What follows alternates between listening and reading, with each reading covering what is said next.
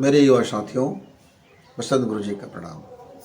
आप हैं बसंत गुरु जी के साथ सक्सेस मंत्र में। मेरे बहुत से युवा बहुत टॉप की कोचिंग करते हैं, बहुत टॉप के ट्यूशन मास्टर लगा कर रखते हैं, बहुत बेहतरीन वो तैयारी भी करते हैं।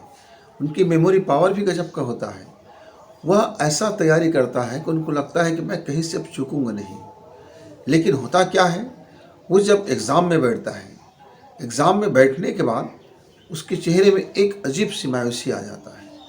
उसको संतुष्टि ही नहीं मिल पाता कि मैंने जो मेहनत किया था, मेरी जो एग्ज़ाम की तैयारी था, मैं जिस लक्ष्य को पाना चाहता था, मैं करीब करीब पहुंचने के बावजूद भी नहीं पहुंच पाया। वो खिसिया जाता है, वो बाल नोचने लगता है। कई बार तो हमारे ऐसे युवा साथी फिर दूसरे पचड़े में फंस जाते हैं, दूसरे लफड़े में फंस जाते हैं, दिशाएं बदल जाती हैं, नशा की तरफ मुड़ जाता है, व्यभिचार की तरफ मुड़ जाता है, आवारागर्दी की तरफ मुड़ जाता है, बिल्कुल दिशाएं विपरीत हो जाती हैं। मेरे एक मित्र थे, वह बहुत ईमानदार किस्म का आदमी था। इतनी ईमानदार कि दुनिया को लगता था कि केवल ये दुनिया में एक ऐसा व्यक्ति है कि है तो कोई ईमानदार। लेकिन उन्होंने जब जीवन में कुछ ऐसी ठोकरें मिला उनको कि वह पूरे की पूरी 360 डिग्री में वह बेईमान, भ्रष्ट और नाना किस्म की उसमें सारी वो चीज़ें आ गया जिसको जीवन पर्यंत विरोध करते रहे। ये हुआ कैसे? वह विरोध इसलिए करते रहे सैद्धांतिक रूप से। उसने उसको व्यवहार की कसौटी पे नहीं कसा था, उसने विवेक की कसौटी पे नहीं कसा था। वो मान लिया था कि ये इसको हम सत्यवादी कहेंगे, ये इसको हम ईमानदार कहेंगे, ये इसको ऐसा है। अब एक दुकानदार है, मसलन उसने 10 रुपए की कोई वस्तु खरीदी है, वो 12 रुपए में बेच रहा है। अब वो व्यक्ति जाता, कहता कि भाई आप 2 रुपए का बेईमानी कर रहे हो, वस्तु तो आपने 10 रुपए में खरीदी। दुकानदार उनको समझाता कि देखो मेरी इतनी बड़ी दुकान है, इस दुकान की किराया है, बिजली बिल है, आने जाने का ट्रैवलिंग खर्चा है, और फिर मेरा 2 पैसे का लाभ है। मैं ये सब करके अपनी वस्तु का कीमत रखता हूँ और इसमें मेरी कोई बेईमानी नहीं है, ये मेरी पूरी ईमानदारी है। हाँ, यदि मैं वही वस्तु के नाम पर नकली वस्तु दूँ तब वो मेरा बेईमानी होगा। लेकिन वह बंदा उसको मानता नहीं था। यानी कि एक ऐसा लकीर, जो लकीर है बस उसको उसी को सत्य मान लेते थे। पर जीवन में जब ठोकर खाया, जीवन में जब सच्चाई से सामना पड़ा, तो अंदर का उसका सारा जो ईमानदारी का जो पाखंड था वह एक झटके में टूट गया। क्या था उनको? भ्रांति रोग था, ईमानदार होने का भ्रांति था, अपने आप को बेस्ट होने का भ्रांति था, अपने सबसे बेहतरीन होने की भ्रांति थी। यदि मेरे कोई युवा साथी या कोई कामकाजी व्यक्ति या कोई घरेलू व्यक्ति इस भ्रांति रोग के शिकार हो गया, यदि भ्रांति विकार उसके जीवन में आ गया, तो समझिए कि उसके जीवन में न जाने कितने गड्ढमड होता जाएगा। और ये बड़ी आसानी से आता है, हम इसको कई बार समझ नहीं पाते। स्वप्न और भ्रांति में एक खास फर्क क्या है?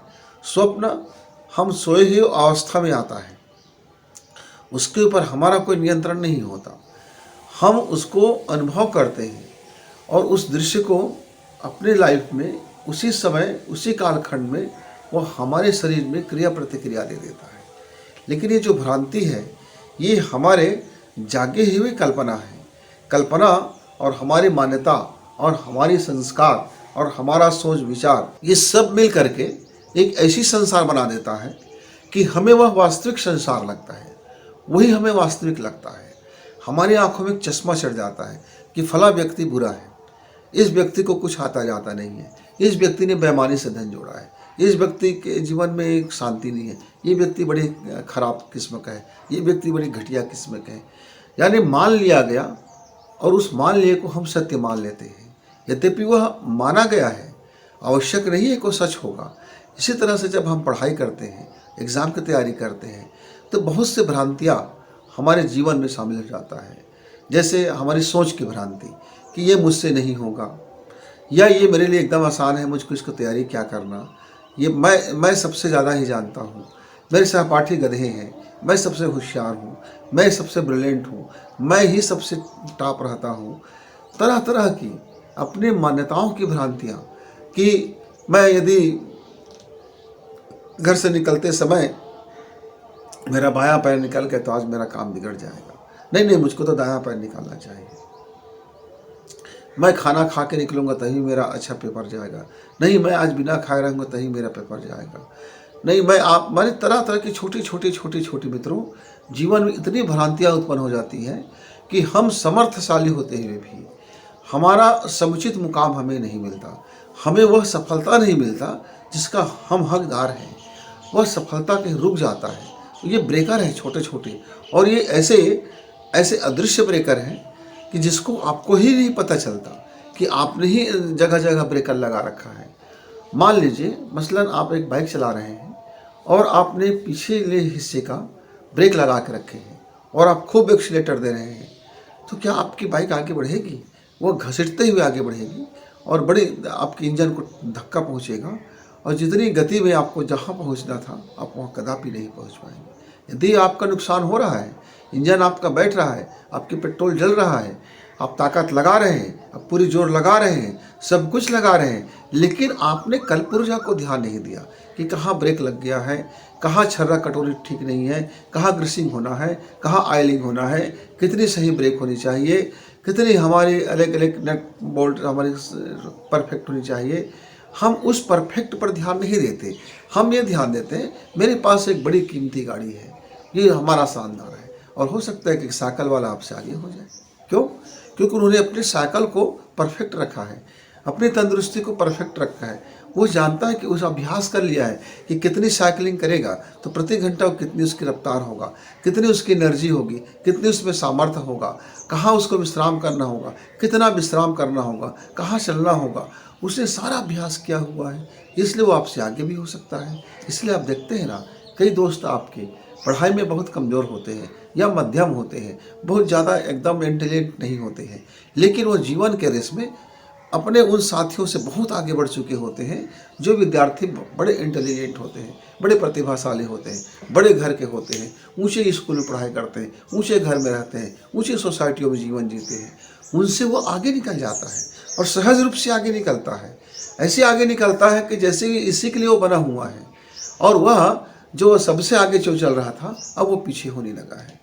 और वो देखता है कि कहीं कोई कारण नहीं है, तब वो सोचता है कि मेरा हाथ भाग गया, मेरा किस्मत खराब, मेरी फूटी किस्मत, लोगों ने मुझे टोना कर दिया, लोगों ने टोटका कर दिया, लोगों ने जलन कर ली, राहु है, शनि है, न जाने कितने पछड़े में मेरे मित्र फंस जाते हैं। इसका एक ही मात्र कारण है मित्रों, भ्रांति। भ्रांति विकार आपके जीवन में दिया गया और वह यदि घुस पड़ा है तो फिर आपकी सारी तैयारियां, ऐसा समझ लीजिए कि आपके पास एक बड़ा टंकी है जिसमें आप अमृत भरते जा रहे हैं। उस टंकी में एक नल लगा हुआ है, नल लीकेज हो गया है और वो वहाँ से आपका पानी, आपका अमृत जो है टपक रहा है, और वह नल बाहर फिर निकल गया और उससे अब धीरे धीरे करके काफ़ी मात्रा में आपकी टंकी खाली होता गया, और वो टंकी आपका कभी नहीं भर रहा है क्योंकि वो लीकेज से बाहर चला जा रहा है। तो पहले हमको अमृत भरे, उसके पहले अपनी पात्रता को देखें, अपने घड़ा को देखें कि कहीं से कितनी छेद तो नहीं है। अपने विवेक से देखें, मांझे, तरासे, परखें, और जब हम आश्वस्त हो जाएं कि अब हमारा पात्र एकदम मुकम्मल है, अब हमारा पात्र एकदम टनाटन है, अब हमारे पात्र में कहीं कोई छिद्र नहीं है, हमारे पात्र में अब कोई गंदगी नहीं बचा है, हमारे पात्र में इतनी कंप्रेसर सहने की क्षमता है जितनी हम उस पर दबाव डालेंगे। ऐसा नहीं है मित्र कि आपको आपका जो वायर है 100 वाट का वायर लगा हुआ है और आप उसमें 11,000 वोल्ट गुजारेंगे तो आपका तो वायर जल उठेगा, तहस नहस हो जाएगा। तो पात्रता बहुत महत्वपूर्ण है। पात्रता यदि विकसित हो जाता है तो उसमें जो भी भरी जाती है वो हमारे काम के होते हैं। अब इस भ्रांति में भी क्या होता है, सोच की भ्रांति जो बड़ी खतरनाक होती है, दृष्टि की भ्रांति, यानी आप जो चीज़ देख रहे हैं वो वास्तव में वो नहीं देख रहे, आप जो देखना चाहते हैं वो देख रहे हैं, और आपको लगता है कि वही दिख रहा है, जो आपको दिखाई दे रहा है वही सच है, क्योंकि आपकी दृष्टि में भ्रांति हो गया है। ये थॉट के भ्रांति के कारण हमारे विजन में भ्रांति हो गया। ये जो हमारा दृष्टिकोण में भ्रांति जब उत्पन्न हो जाता है तब हमारे जीवन में इस भ्रांतियों का पूरा संसार आ जाता है, और वही हमको दिखाई देता है जो हम एक कल्पना कर लेते हैं। और एक यह स्थूल आँख की भी भ्रांति होता है, और सूक्ष्म आँख की भी भ्रांति होता है, और विचार की आँख की भी भ्रांति होता है, और मान्यता की आँख की भी भ्रांति हो जाता है, और जानना और मानना और फिर उसको फॉलो करना, ये तीनों भ्रांतियों में फिर हम पड़ जाते हैं। और ऐसे पड़ जाते हैं हमें पता ही नहीं चलता, और हमारा जीवन न जाने क्या से क्या होता चला जाता है। स्वाद की भ्रांति, स्वाद मतलब जीवा की स्वाद। हो सकता है कि अभी आपको किसी चीज़ पर एक अच्छा स्वाद आ रहा है, अब आपका मन खट्टा हो गया, अब आपका मन उस पर अरुचिकर हो गया, अब उसमें स्वाद नहीं है। तो वस्तु में स्वाद नहीं होता, स्वाद होता है हमारे स्वाद इंद्रिय में, और वह स्वाद इंद्रिय में भी स्वाद नहीं होता।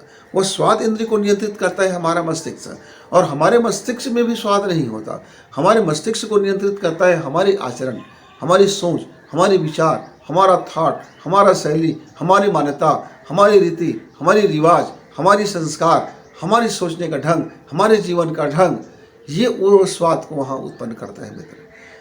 अब आप स्वाद इंद्रिय में भटक जाते हैं, कर्म इंद्रिय में भटक जाते हैं, रसिया में भटक जाते हैं, रसना में भटक जाते हैं, स्पर्श में भटक जाते हैं, सूंघने की क्षम में भटक जाते हैं, किसी को छू लेने के लिए भटक जाते हैं।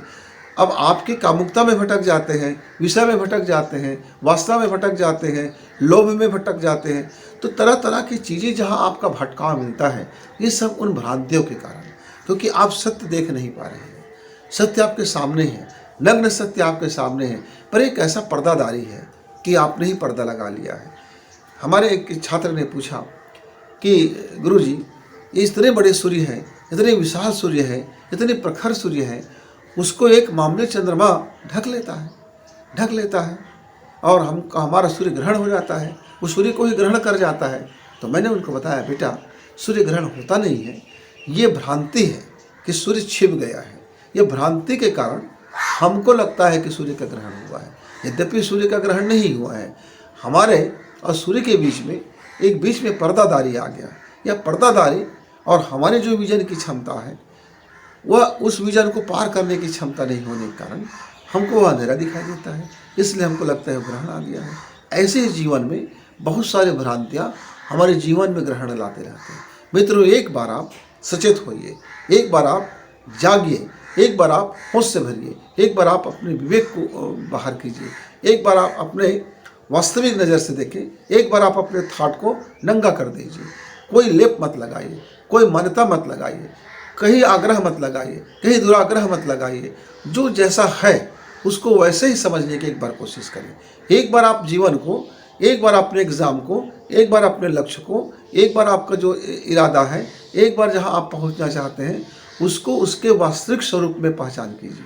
उसके पूरी तरह से नग्न स्तर में पहचान कीजिए। उसमें कोई मिर्च मसाला ना डालें, कोई भ्रांति ना हो, तो फिर आप देखेंगे कि आपका सत्य आपके सामने है और आपका लक्ष्य आपके सामने है, और आप उसको प्राप्त करने के लिए कोई दिक्कत नहीं है, क्योंकि आप में पहले से ही सामर्थ्य है। आप इतने कुवत वाले हो, आप इतने मेहनती हो, आप इतने परिश्रमी हो कि आपको मिला ही हुआ है। बस भ्रांति के कारण आप भटक जा रहे हैं कि गुरुजी क्या क्या भ्रांतियाँ हमारे जीवन को परेशान करती है। तो मैंने बताया कि बेटा, पहला तो हमारा विजन की भ्रांति हमें परेशान करती है, हमारी मान्यता की भ्रांति, हमारे रीति रिवाज की भ्रांति, हमारी संस्कार की भ्रांति। हम जिस शहर में रहते हैं, जिस गांव में रहते हैं, उस गांव की वातावरण की भ्रांति, वहाँ की जल जीवन की भ्रांति, वहाँ की जल की भ्रांति, वहाँ की समझ की भ्रांति और श्रवण की भ्रांति। हम कान से कभी कभी वही सुनते हैं जो हम सुनना चाहते हैं, और हमको वह सुनाई नहीं देता जो वास्तव में सुना जा रहा है। आप क्लास में बैठे हो, हमारे शिक्षक महोदय गला फाड़ फाड़ के समझा रहे हैं, पर आपका श्रवण भ्रांति होने के कारण आप कुछ भी उनका नहीं सुन पा रहे हो। आप वही सुन रहे हो जो आपके अंतर मन में जो सुनना चाह रहा है।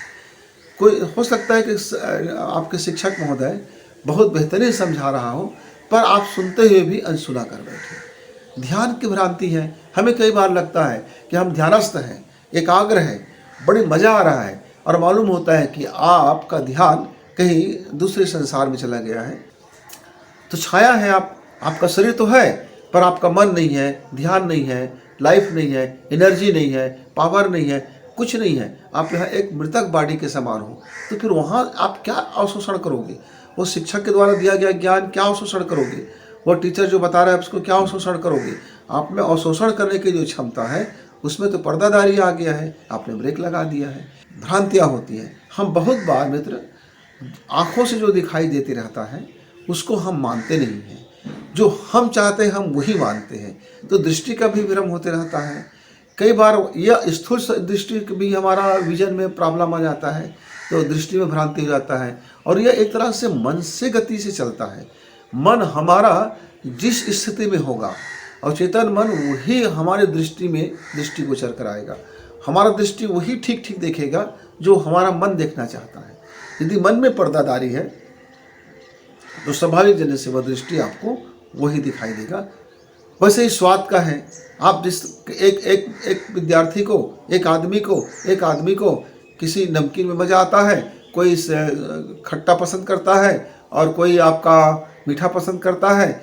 उनके लिए वह पसंद है, वह उसको भ्रांति है कि उसको पसंद है, क्योंकि उसके मन ने उसको मान लिया है। तो चाहे शाकाहारी व्यक्ति हो, मांसाहारी व्यक्ति हो, तीखा खाता हो, ये सब हमारे स्वाद इंद्रियों की भ्रांति है। और ये स्वाद इंद्रिय की भ्रांति कहाँ से उत्पन्न हुआ है? हमारे मन से। और हमारे मन में डायग्राम कौन सेट किया है? हमारा अवचेतन मन।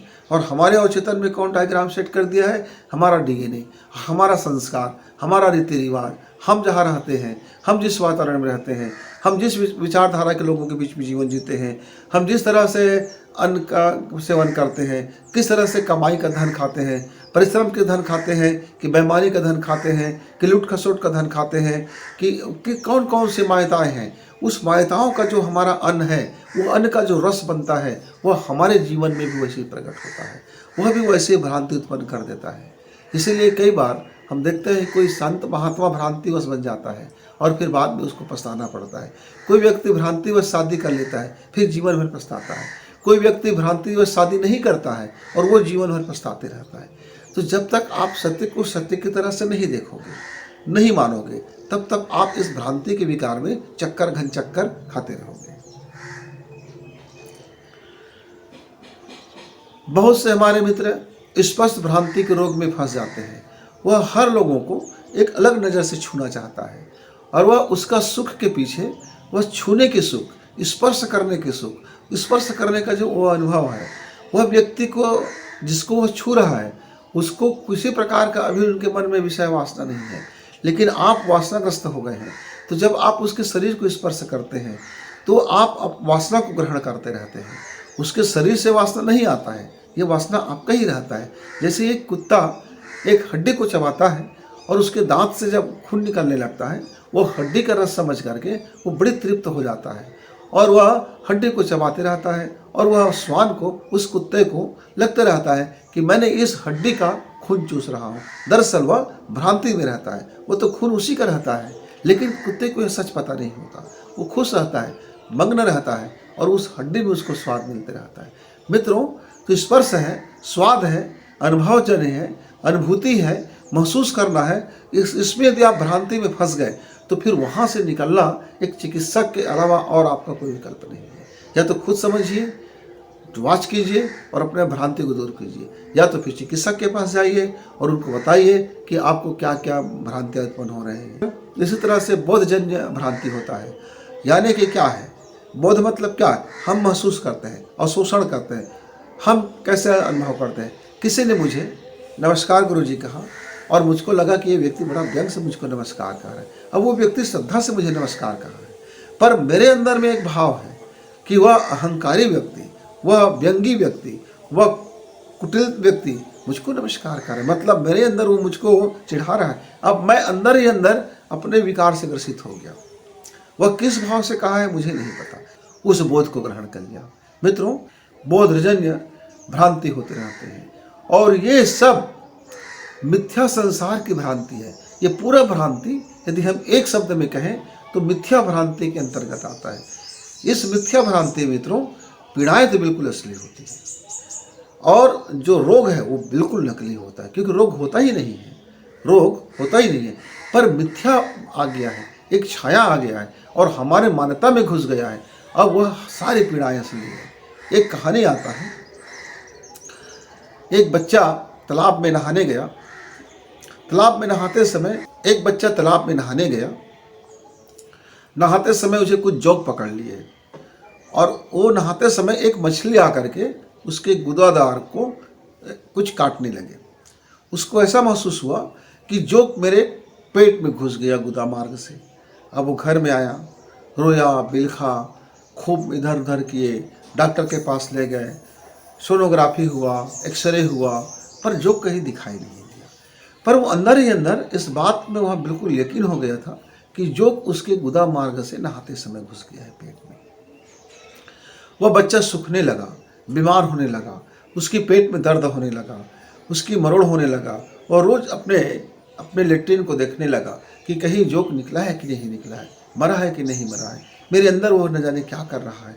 वह एक कल्पना की दुनिया में, वह एक मिथ्या भ्रम की दुनिया में फंस गया, भ्रम में फंस गया। अब 1 साल होता चला गया, बच्चा बिल्कुल सूख करके कांटे हो गया था, खाया पिया सब बेकार हो गया, पढ़ाई लिखाई सब ध्वस्त होने लगा, वह रात दिन चिंता में होने लगा। उसी समय एक साधु उसके घर पे आया और उस साधु ने कहा, उस साधु को बताया गया तो उसने कहा कि इसकी इलाज तो मेरे पास है, आपको राहु केतु और शनि ने घेर रखा है, इसीलिए जोक आपके पेट में चला गया। मैं राहु केतु और शनि का पूजा करूंगा तो जोक आपके पेट से बाहर निकल जाएगा और आप स्वस्थ हो जाओगे, आप स्वस्थ हो जाओगे। अब घर के लोगों ने मरता क्या ना करता, माने ना माने, बच्चे के उपचार कराना है, सच है झूठ है, क्या है डॉक्टर की कथन सही है कि बच्चे के कथन सही है कि साधु की कथन सही है। घर वालों ने कहा ठीक है पंडित जी, जो भी खर्चा आएगा बता दीजिए। उसने बता दिया। फिर उस बच्चे के पीछे में एक आदमी लगा दिया, बोला कि आप एक काम कीजिए, तालाब जाइए, वहाँ से एक जोक लेकर आइए, जोक को आप डिबिया में बंद करके नशा के हालत में करके मार दीजिए, घायल कर दीजिए, बिल्कुल लस्त हो जाए घायल, ऐसा कर दीजिए। अब उस बच्चे को खूब ढेर सारा खाना खिलाया गया और कुछ जड़ी बूटियाँ दी गई। उनको बताया गया कि ये दवा खाते ही आप जब सुबह उठेंगे तो आपकी गुदा के मार्ग से, लेट्रिन से वो जोक बाहर निकल जाएगा। अब देखना, खूब खाना खिलाया गया, तरह तरह की चीज़ें खिलाई गई और उसका पाचन पेट में गया और उसको बहुत जोरदार लेट्रिन आया। अब उस साधु ने यही कमाल किया, बोला कि आंख बंद करके आज आपको करना है लेट्रिन, जैसे जोक बाहर निकलेगा मैं आपको बोलूँगा तो फिर आप खोल के अपनी आंखों से देख लेना कि आपका जोक बाहर निकल गया। और उसने क्या किया, उस लेट्रिन के डब्बे में कुछ ऐसा फिट किया कि वह जोक वहाँ मरा पड़ा दिखाई दिया। अब उस बच्चे ने लेट्रिन किया, घर वालों को कहा गया कि भाई आप उनकी ज़रा उस लेट्रिन को धो दीजिए, देखिए तो उसमें जोक मरा है क्या, आग निकल गया है क्या। घर वालों ने देखा कि जोक निकला हुआ है, बेहोश पड़ा हुआ है। लड़के खुशी हो गया, गदगद खुश हो गया, घर वाले भी खुश हो गए और वो सब ठीक हो गया, सब ठीक हो गया। और साधु ने उसको बताया नहीं है मामला क्या है, माजरा, उसका भ्रांति जाता रहा, वह व्यक्ति स्वस्थ हो गया। पहले बीमार नहीं था, बीमार होने का भ्रम था, जोक जाने का भ्रम था और पीड़ाएं असली हो गया, नुकसान असली हो गया। इसीलिए मित्र, जब आप किसी भ्रम में पड़ जाते हैं तो आप पास होते होते फेल हो जाते हैं, आप अपने लक्ष्य में पहुंचते पहुंचते, क्योंकि आपका जो मानना है आपके अचेतन मन ने उसको प्रकट कर देता है। जैसे उस बच्चे ने मान लिया कि मेरे पेट में जोक पहुंच गया है और उसका अचेतन मन ने साबित कर दिया कि उसके पेट में जोक है, यानी उसका पूरा शरीर उस रोग से ग्रसित हो गया, उस पीड़ा से ग्रसित हो गया और उसकी पूरी की पूरी नुकसान हुआ, पूरा तबाही आया। लेकिन जैसे ही उस साधु ने इसको यकीन दिला दिया कि बस जोक बाहर हो गया है, अब उसका मन ने मान लिया कि अब जोक बाहर हो गया है, अब अचेतन मन ने मान लिया जोक बाहर हो गया है, उसकी वाइब्रेशन ने मान लिया जोक बाहर हो गया, उसकी ऊर्जा बदल गया और वह देखते ही देखते वो व्यक्ति स्वस्थ हो गया। पहले भी बीमार नहीं था, अभी भी उसका इलाज नहीं हुआ था। भ्रम का इलाज ही भ्रम के द्वारा किया गया, एक भ्रम के कांटा को दूसरे भ्रम से निकाल दिया गया। इसीलिए आप देखते हैं हमारे समाज में कितने लोग राहु केतु शनि ग्रह की शांति कराते रहते हैं और कई तरह की पूजन करते रहते हैं, कई तरह के माताओं से ही रहते हैं और लोग चमत्कार होते रहते हैं, ठीक होते रहते हैं, क्योंकि एक भ्रांति दूसरे भ्रांति की काट निकालते रहता है। तो मित्रों, यदि आप युवा हैं, आप पढ़ाई करते हैं, आप तैयारी कर रहे हैं, तो आप अपना भ्रांति को समझिए और एक बार इस भ्रांति से बाहर निकलेंगे तो सफलता तो आपके सामने ही है। पर्दादारी है, वो पर्दा हटते ही आपको मिल जाएगा। आपके सामने में सूर्य है और आप बीच में एक पर्दा आ गया है, एक छाया ग्रह आ गया है और आपको लगता है आपके सामने भविष्य पूरा अंधेरा है, पूरा अंधेरा है। जैसे ही पर्दा हटा, अब आप हाथ बढ़ा करके सूर्य को पकड़ सकते हैं, आपके सामने ही है, चूँकि आपको कहीं तलाशने की ज़रूरत ही नहीं है, आपको भटकने की ज़रूरत ही नहीं है। तो मित्रों, आप अंदर में यदि जीवन में कहीं एक बार आप वॉच कीजिए, एक डायरी पकड़िए, आप अपनी दिनचर्या को देखिए, आप आपके मान्यताओं को देखिए, आप अपने आग्रहों को देखिए, आप अपने दुराग्रहों को देखिए, आप अपनी रीति को देखिए, आप अपने संस्कार को देखिए। आप देखिए तो सही कि आपका जीवन शैली क्या है, आप सोचते कैसे हैं, आप मानते कैसे हैं, आप जानते कैसे हैं, आप अभ्यास कैसे करते हैं, आपके भीतर में डर कहाँ से आता है, आप पहले से कैसे मान लेते हो कि आप इसमें सफल नहीं होगे, आप पहले से कैसे मान लेते हो कि दुनिया में तुमसे और श्रेष्ठ कोई नहीं होगा, आप पहले से कैसे मान लेते हो कि तुम दुनिया के सबसे कमज़ोर आदमी हो। ये मान लेना ही भी एक भ्रांति है, ये मान लेना भी एक भ्रांति है। तो विजन को क्लियर कीजिए। सारा कमाल आपका दृष्टिकोण का है, सारा कमाल आपका विवेक का है। एक बार आप भ्रांति से बाहर निकले दोस्त, आपका सफलता तो आपके हाथ में है। फिर आप कड़ी मेहनत करना जानते हैं, आपका 100% आप करना जानते हैं। बस आपका कहीं यदि सफलताएं रुक जाती है तो यह भ्रांति के कारण रुक जाता है। तो मित्रों, बसंत गुरु जी विदा लेने से पहले आपसे एक आग्रह करते हैं कि आप सफल ही हो, बस भ्रांति से बाहर निकलें और सफलता आपके हाथ में है। थैंक यू, धन्यवाद, नमस्कार।